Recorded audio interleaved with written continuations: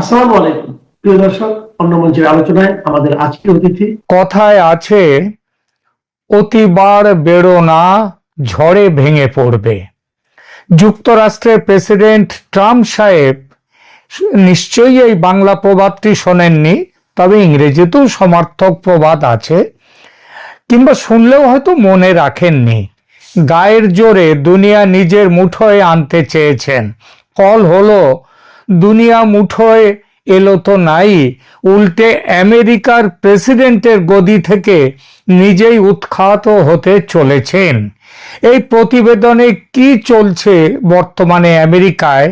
ট্রাম্পের বিপদ, রাশিয়া ভারত চীনের জোট বাঁধা এবং এর প্রভাব কি পড়তে চলেছে বাংলাদেশের ওপরে, সেই বিষয়ে আলোচনা।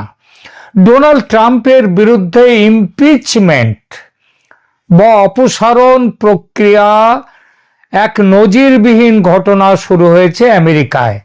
আর এটা শুরু হওয়ার সঙ্গে সঙ্গে আমেরিকার ক্ষমতার কেন্দ্র ওয়াশিংটন ডিসিতে উত্তাল পরিস্থিতির সৃষ্টি হয়েছে।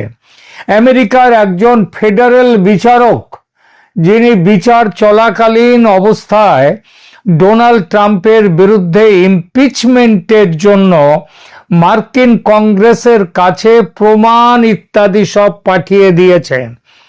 মানে বিচারক পাঠিয়ে দিচ্ছেন মার্কিন কংগ্রেসের কাছে যে তোমরা এনার ইমপিচমেন্ট, এনাকে অপসারণ করার ব্যবস্থা করো, ভাবনা চিন্তা করো। যুক্তরাষ্ট্রের ইতিহাসে আগে কখনো এটা ঘটেনি। বিচারক, ফেডারেল বিচারক এমেট সালিভান, তিনি ট্রাম্পের আইনি দলকে বা উকিলদের যে দল, তাদেরকে আদালত থেকে বের করে দেওয়ার 24 ঘন্টার মধ্যেই এই কংগ্রেসকে এই চিঠি দিয়েছেন। বিচার বিভাগ নিশ্চিত করেছে যে বর্তমানে আদালতে বিচারাধীন মামলার সাথে সম্পর্কিত ইমপিচমেন্ট যোগ্য অপরাধের প্রমাণ হাউস অফ রিপ্রেজেন্টেটিভসে পাঠানো হলো। পরবর্তী আলোচনায় যাওয়ার আগে এই হাউস অফ রিপ্রেজেন্টেটিভ বা মার্কিন সংসদের গঠন ও এখতিয়ার নিয়ে দুটো কথা, সেটা না বললে পরে ঠিক পরিষ্কার হবে না। মার্কিন যুক্তরাষ্ট্রের যে কংগ্রেস বা সংসদ, এটা দুটি কক্ষ নিয়ে গঠিত। একটা হচ্ছে হাউস অফ রিপ্রেজেন্টেটিভস আর একটা হচ্ছে সিনেট। উভয়ের মিলিত ক্ষমতা থাকলেও কিছু ক্ষেত্রে তাদের আলাদা বিশেষ ক্ষমতা রয়েছে। হাউস অফ রিপ্রেজেন্টেটিভ, এটাকে বলা যায় নিম্ন কক্ষ। এটা তৈরি হয় সরাসরি জনগণের ভোটে নির্বাচিত প্রতিনিধিদের, যারা নির্বাচিত হন তাদের নিয়ে। সরকারি ব্যয়ের উপর নিয়ন্ত্রণ সংক্রান্ত কাজ মুখ্যত এদেরই, কিন্তু অন্যান্য অধিকার, আরো অনেক অধিকার আছে, কিন্তু সেসব না বলে যে বিষয়টা নিয়ে এখনকার আলোচনা, সেই ইমপিচমেন্ট করার ব্যাপারে কোন কক্ষের কি ক্ষমতা, সেটাই শুধু বলবো। ইমপিচমেন্ট হচ্ছে প্রেসিডেন্ট বা অন্য কোনো উচ্চপদস্থ সরকারি কর্মকর্তার বিরুদ্ধে কোনো অপরাধের অভিযোগ আনার যে ক্ষমতা, সেটা আছে একক ক্ষমতা এই হাউস অফ রিপ্রেজেন্টেটিভসের। মনে রাখবেন, এটা কিন্তু অভিযোগ আনার ক্ষমতা, বিচারের ক্ষমতা নয়। সহজ সংখ্যাগরিষ্ঠতা বা সিম্পল মেজরিটির ভিত্তিতে এটা হয়। হাউসে ভোট দেওয়ার ক্ষমতা আছে 435 জন সদস্যের, কারণ কয়েকজন আছে যাদের ভোটিং পাওয়ার নেই।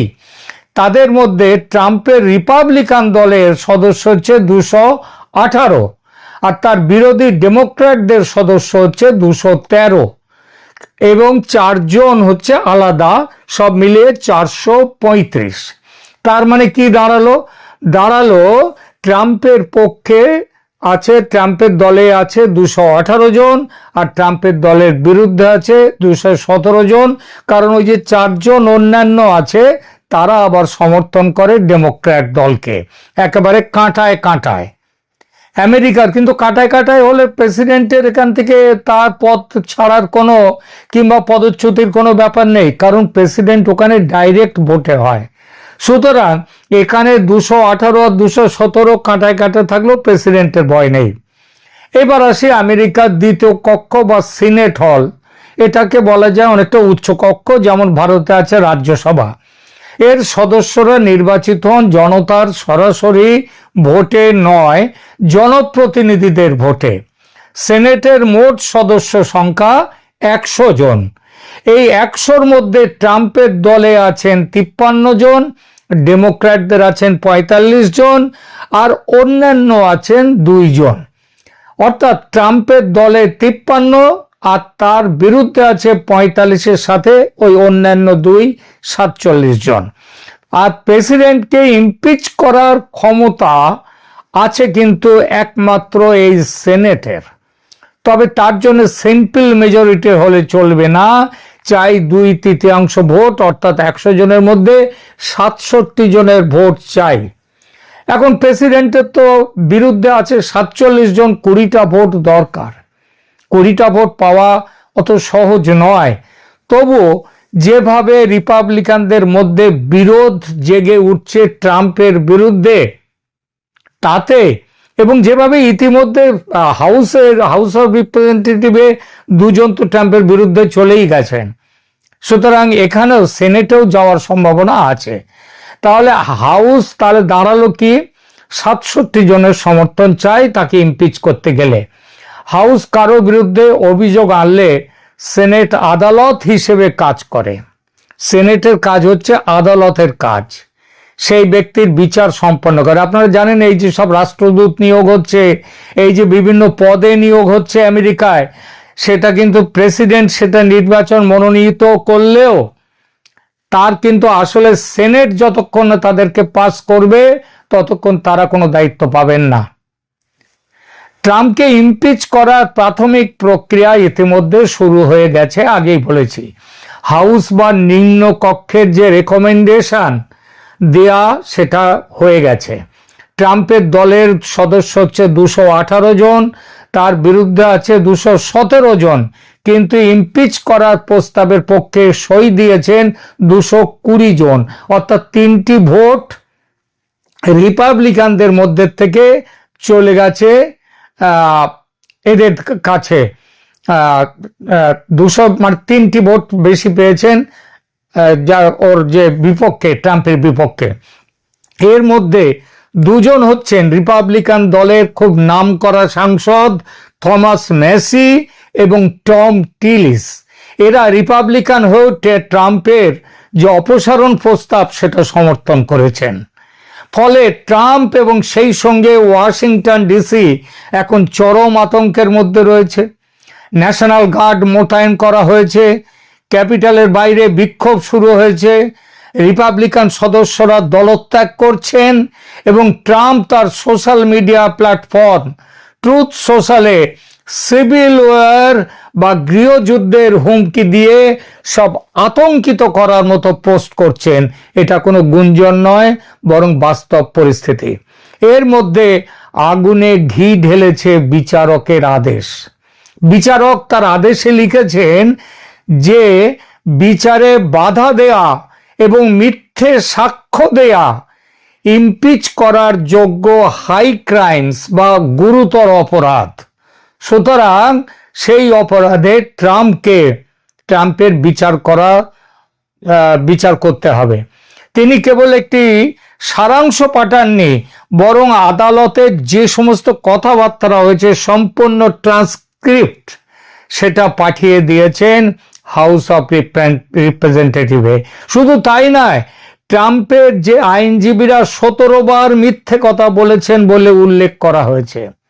এর মধ্যে সৌদি আরবের $40 মিলিয়ন পেমেন্ট সংক্রান্ত ইমেল এবং ট্রাম্পের অডিও রেকর্ডিংও রয়েছে, যেখানে তাকে আদালতের আদেশ অমান্য করতে এবং বিচারকদের হুমকি দিতে শোনা গেছে। ট্রাম্পকে ইমপিচ করা বা অপসারণ করার প্রস্তাব সংখ্যা হচ্ছে ওদের ওখানে হাউসে রেজলিউশন নম্বর 353। এবার বিচারকের এই পদক্ষেপের পর এই সমর্থন এবং এই ইমপিচমেন্টের দাবি আরো নাটকীয়ভাবে বেড়ে গেছে।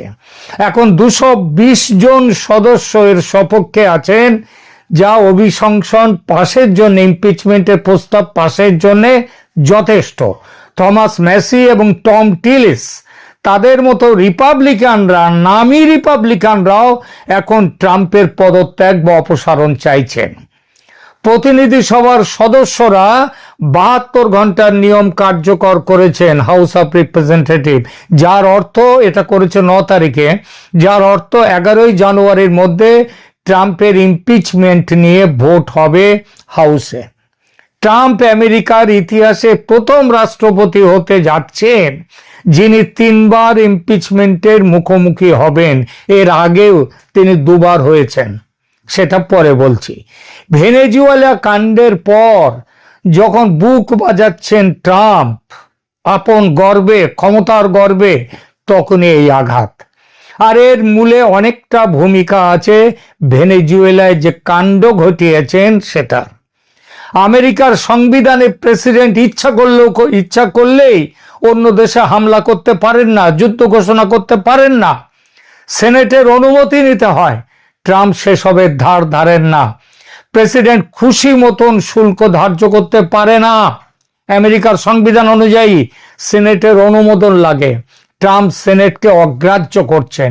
এই সব কিছু হলো দেশের সংবিধান বহির্ভূত কাজ। আর এসবের মধ্যে আরো উল্লেখযোগ্য হচ্ছে ব্যক্তিগত ইগোর জন্য ভারতের বিরুদ্ধে বাণিজ্য যুদ্ধ ঘোষণা করেছেন। 500% যে হুমকি দিচ্ছেন, 500% শুল্ক আরোপ হবে ভারতের ওপর। এছাড়া তিনি আটলান্টিকে রাশিয়ার তেলের জাহাজ দখল করেছেন। গ্রিনল্যান্ড দখল করার সামরিক ক্ষমতায় গ্রিনল্যান্ড দখলের হুমকি দিচ্ছেন। কানাডা দখল করবেন বলছেন। সব মিলিয়ে বিশ্বকে এক ভয়ঙ্কর পরিস্থিতির দিকে নিয়ে যাচ্ছেন ট্রাম্প। আর এর জন্য ভুগতে হবে ভবিষ্যতে আমেরিকাকেও। ট্রাম্প সেদিন থাকবেন না প্রেসিডেন্ট, কিন্তু আমেরিকাকে এর দায় ভোগ করতে হবে। এরই মধ্যে হাউসের ও সেনেটের প্রতিনিধিদের আলোচনায় উঠে এসেছে বাংলাদেশের নামও। মার্কিন কংগ্রেসের দলমত নির্বিশেষে সদস্যদের বেশ কয়েকজন লিখিত প্রস্তাবে বাংলাদেশে ফ্রি, ফেয়ার অ্যান্ড ইনক্লুসিভ নির্বাচনের দাবি করেছেন। আওয়ামী লীগকে নিয়ে নির্বাচন করার কথা বলেছেন। বাংলাদেশে মৌলবাদী শক্তি, সন্ত্রাসবাদীদের যে বেড়ে উঠছে তার বিরুদ্ধে ব্যবস্থা নেওয়ার কথা বলেছেন। মোহাম্মদ ইউনূস কর্ণপাত করছেন না। তিনি যে কর্ণপাত করছেন না, এই সাহস কোত্থেকে পাচ্ছেন? সেটা পাচ্ছেন ট্রাম্পের কাছ থেকে। ট্রাম্প তার আমেরিকা ফার্স্ট নীতির জন্য পৃথিবীর কোথায় আমেরিকার স্বার্থ সুরক্ষিত রাখা যাবে তার জন্যে মানবাধিকার, সভ্যতা সবকিছু বিসর্জন দিয়েছেন। বাংলাদেশের ইউনূস সরকারের সব কাজকে চোখ বুজে সমর্থন করে যাচ্ছেন। এই জন্যে ইমপিচমেন্টের এই যে তোড়জোড়, তারই জন্যে। এই তোড়জোড় নিয়ে ট্রাম্পের প্রতিক্রিয়াটা কি? এক কথায় বিপজ্জনক এবং অস্থির। তিনি তার ট্রুথ সোশ্যালে সেখানে লিখছেন, গৃহযুদ্ধের হুমকি দিচ্ছেন। তার দলবল এর আগে ভোটে হেরে যাওয়ার পর যেভাবে ক্যাপিটালে গিয়ে সেখানে যেভাবে হাঙ্গামা করেছিল, যার জন্য তিনি এর আগে একবার ইমপিচমেন্টের মুখোমুখি হয়েছেন, আবার সেই রকম হুমকি তার সমর্থকরা দিচ্ছে। এই হুমকিগুলোকে গোয়েন্দা সংস্থাগুলো গুরুত্বের সাথে দেখছে। এছাড়া ট্রাম্পকে অপসারণের জন্য আরো একটা সাংবিধানিক পথ নিয়েও কাজকর্ম চলছে ভেতরে ভেতরে। সেটা কি? সেটা হলো আমেরিকার সংবিধানের 25তম সংশোধনী, 25th অ্যামেন্ডমেন্ট, তার প্রয়োগ নিয়ে ভাইস প্রেসিডেন্টের সাথে ট্রাম্পের মন্ত্রিসভার সদস্যদের গোপন আলোচনার খবরও পাওয়া যাচ্ছে। সেই আলোচনাটা কি? 25 নম্বর সংশোধনীটা কি? মার্কিন সংবিধানের 25তম সংশোধনী মূলত রাষ্ট্রপতির উত্তরসূরি নির্ধারণ এবং রাষ্ট্রপতি যদি তার দায়িত্ব পালনে অক্ষম হন তবে সেই পরিস্থিতি মোকাবিলার একটি আইনি প্রক্রিয়া। 1967 সালে এটি অনুমোদিত হয়। এরই একটা ধারায় আছে, রাষ্ট্রপতি যদি ভাইস প্রেসিডেন্ট এবং মন্ত্রিসভার অধিকাংশ সদস্য মনে করেন যে রাষ্ট্রপতি তার খেয়াল করবেন কথাটা, এইটাই হচ্ছে এই প্রসঙ্গে আরো অনেকগুলো ব্যাপার রয়েছে এই সংশোধনীর, আমি ডিটেলসে যাচ্ছি না, শুধু এই জায়গাটাই বলছি। এই সংশোধনীতে এক জায়গায় আছে, এখানে বলা আছে যদি ভাইস প্রেসিডেন্ট এবং মন্ত্রিসভার অধিকাংশ সদস্য মনে করেন যে রাষ্ট্রপতির দায়িত্ব পালনে শারীরিকভাবে বা মানসিকভাবে অক্ষম, তবে তারা লিখিতভাবে তা কংগ্রেসকে মানে সংসদকে জানাতে পারেন এবং সেটা জানালাবার সঙ্গে সঙ্গেই অবিলম্বে ভাইস প্রেসিডেন্ট প্রেসিডেন্টের ক্ষমতা গ্রহণ করবেন। কোনো ভোটাভুটি নয়, অন্য কিছু নয়। রাষ্ট্রপতি যদি চ্যালেঞ্জ করেন তাহলে কংগ্রেসে 21 দিনের মধ্যে ভোট নিতে হবে, 2/3 ভোটের সিদ্ধান্ত নিতে হবে যে রাষ্ট্রপতি পদে ফিরবেন কি না। অর্থাৎ এর মানেটা দাঁড়াচ্ছে যদি তার মন্ত্রিসভা সিদ্ধান্ত নেয় যে এনারা রাষ্ট্রপতি থাকা চলবে না সে সময়, তাহলে ভাইস প্রেসিডেন্ট এসে ক্ষমতা নিয়ে নেবে এবং যদি প্রেসিডেন্ট সেইটাকে চ্যালেঞ্জ করেন তাহলে 21 দিনের মধ্যে ভোট নিতে হবে সংসদে। 21 দিনের মধ্যে ওই সেনেটেই ভোটটা নিতে হবে, 2/3 ভোটের সিদ্ধান্ত নিতে হবে। ফলে আগামী কয়েকটি দিন তাই মার্কিন গণতন্ত্র এবং রাষ্ট্রপতির পদের ভবিষ্যতের জন্য অত্যন্ত গুরুত্বপূর্ণ। বিচারকের এই পদক্ষেপ প্রমাণ করেছে যে আইন সবার ওপরে। ট্রাম্পের ওই যে আমাকে কেউ ছুতে পারবে না, আমি ছেনো মস্তান, এই ধারণা ভেঙে পড়েছে এবং এখন সংবিধান অনুযায়ী বিচারিক প্রক্রিয়া শুরু হয়েছে, যা আর থামানো সম্ভব নয়।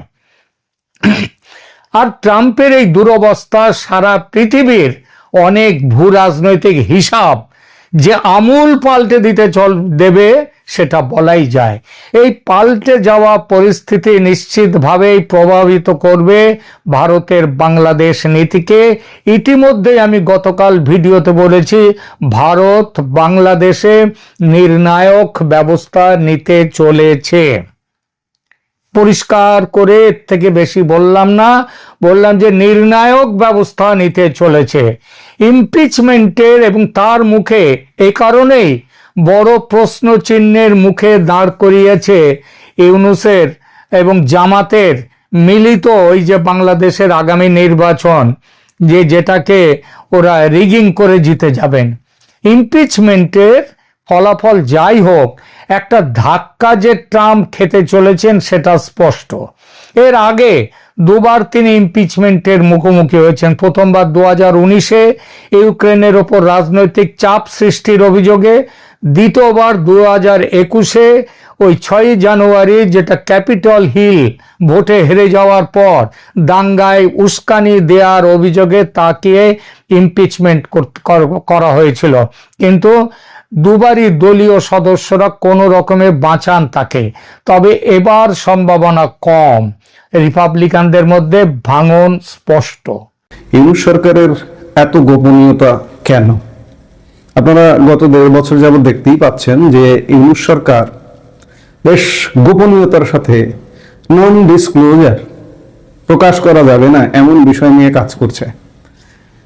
এটি তো অবশ্যই রহস্যজনক, কারণ একে তো এই সরকারটি হচ্ছে জনগণের সরকার নয়, জনগণের ম্যান্ডেটে এই সরকার গঠিত হয়নি।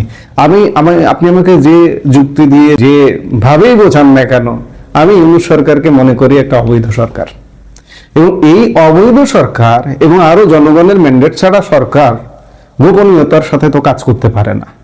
যেহেতু জনগণ দ্বারা গঠিত হয়নি, সেহেতু জনগণ যাতে জানতে পারে, বুঝতে পারে, এমন আমি বলবো যে নির্বাচিত রাজনৈতিক সরকারের চাইতেও ওপেন মোডে কাজ করা উচিত। কারণ জনগণ বুঝতে পারবে, দেখতে পারবে যে সরকার আসলে কি করছে।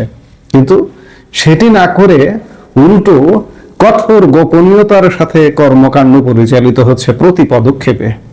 এই ব্যাপারে সংবাদের শিরোনামও হচ্ছে, যেমন একটি সংবাদ শিরোনাম হয়েছে, অন্তর্বর্তী সরকারও আটকে থাকতে চায় 1923 সালে। কেন, কি প্রসঙ্গে আটকে থাকতে চায়? সংবাদের বিস্তারিত বলা হচ্ছে যে ব্রিটিশ ঔপনিবেশিক শাসনামলে 1923 সালে প্রণীত অফিসিয়াল সিক্রেটস অ্যাক্ট অনুসরণ করে রাষ্ট্রের গুরুত্বপূর্ণ ও স্পর্শকাতর তথ্য গোপন রাখার নির্দেশ দিয়েছে স্বরাষ্ট্র মন্ত্রণালয়। সম্প্রতি মন্ত্রণালয়ের বিভিন্ন গুরুত্বপূর্ণ সিদ্ধান্ত ও গোয়েন্দা সংস্থার প্রতিবেদনের ভিত্তিতে গণমাধ্যমে প্রকাশিত হচ্ছে উল্লেখ করে অফিসিয়াল তথ্যের গোপনীয়তা বজায় রাখার এ নির্দেশ দেওয়া হয়েছে।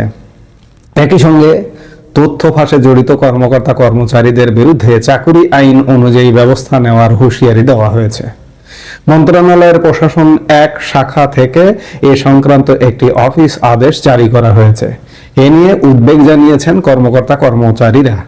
তারা বলছেন, 100 বছরেরও বেশি সময়ের পুরনো এ আইন কালাকানুন হিসেবেই পরিচিত। আইনটি বাস্তবায়নের জন্য দাপ্তরিকভাবে চিঠি দিয়ে কর্মকর্তাদের নির্দেশ দেওয়ার নজির অতীতে কখনো দেখা যায়নি। অতীতে বলতে বাংলাদেশের 55 বছরের ইতিহাসে এইভাবে একটা অফিস আদেশ জারি করে নির্দেশ দেওয়া হয়নি। গত 23 ডিসেম্বর জারি করা স্বরাষ্ট্র মন্ত্রণালয়ের ওই আদেশে বলা হয়, ইদানিং স্বরাষ্ট্র মন্ত্রণালয়ের বিভিন্ন শাখার গুরুত্বপূর্ণ ও স্পর্শকাতর গোপনীয় তথ্যাদি পত্রপত্রিকায় প্রকাশিত হচ্ছে, যা অফিসিয়াল সিক্রেটস অ্যাক্ট 1923-এর পরিপন্থী। এরূপ কার্যক্রমের ফলে জনমনে বিভ্রান্তি সৃষ্টি হচ্ছে। তাই জনমনে বিভ্রান্তি সৃষ্টি হয় এমন গুরুত্বপূর্ণ স্পর্শকাতর গোপনীয় তথ্যাদি ফাঁস বন্ধ করার বিষয়টি সব কর্মকর্তার মাধ্যমে মনিটরিং করা একান্ত প্রয়োজন।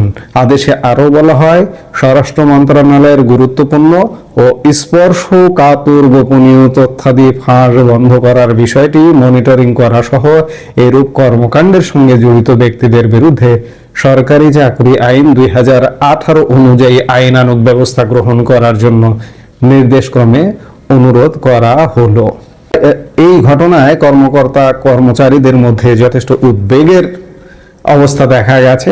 স্বরাষ্ট্র মন্ত্রণালয়ের কর্মকর্তাদের ভাষ্য, অবাধ তথ্য প্রবাহের সময়ে এসে 1923 সালের অফিসিয়াল সিক্রেটস অ্যাক্ট বাস্তবায়ন বা তথ্য গোপনের পুরনো সংস্কৃতি আবারও ফিরিয়ে আনতে আটকে থাকতে চায় 1923 সালে।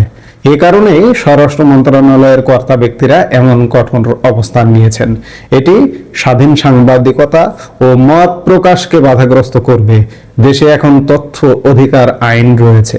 রাষ্ট্রের নিরাপত্তা কিংবা বিদেশি রাষ্ট্রের সঙ্গে বৈরী সম্পর্ক তৈরি করতে পারে এমন তথ্য ছাড়া অন্য সব তথ্য প্রকাশে বাধা দেওয়া কোনোভাবে উচিত নয়। অথচ মন্ত্রণালয়ের প্রশাসনিক নির্বাহী হিসেবে সচিবের এমন নির্দেশনা বিতর্কের জন্ম দিয়েছে। দেশে তথ্য অধিকার আইন আছে। 2009 সালের বাংলাদেশের একটি গুরুত্বপূর্ণ আইন আওয়ামী লীগ সরকারের সময় প্রণীত হয়েছিল, যা নাগরিকদের সরকারি ও বেসরকারি সংস্থা থেকে তথ্য জানার অধিকার নিশ্চিত করে এবং স্বচ্ছতা ও জবাবদিহিতা প্রতিষ্ঠার মাধ্যমে সুশাসন নিশ্চিত করতে সহায়তা করে। এই আইন নাগরিকদের ক্ষমতায়ন করে, দুর্নীতি প্রতিরোধে সাহায্য করে এবং তথ্য প্রাপ্তির অধিকারকে মৌলিক অধিকার হিসেবে স্বীকৃতি দেয়। এর ফলে জনগণের তথ্যের অবাধ প্রবাহ ও রাষ্ট্রের কাজে জনগণের অংশগ্রহণ বৃদ্ধি পায়। এই লক্ষ্যে তথ্য কমিশনও গঠন করা হয়েছে, একদম সাংবিধানিক একটি সংগঠন, তথ্য কমিশন। কিন্তু সবকিছুকে বুড়ো আঙ্গুল দেখিয়ে বর্তমান ইউনূস সরকার তথ্য জানার অধিকার থেকে বঞ্চিত করছে। এটি আইনের সাথে, সংবিধানের সাথে 1923 সালের অফিসিয়াল সিক্রেসি অ্যাক্ট, সেটি তো এখন অকার্যকর। যখন থেকে বিশেষ করে তথ্য অধিকার আইন পাশ হয়েছে, তারপর থেকে সেই আইনের কিন্তু কোনো কার্যকারিতা নেই।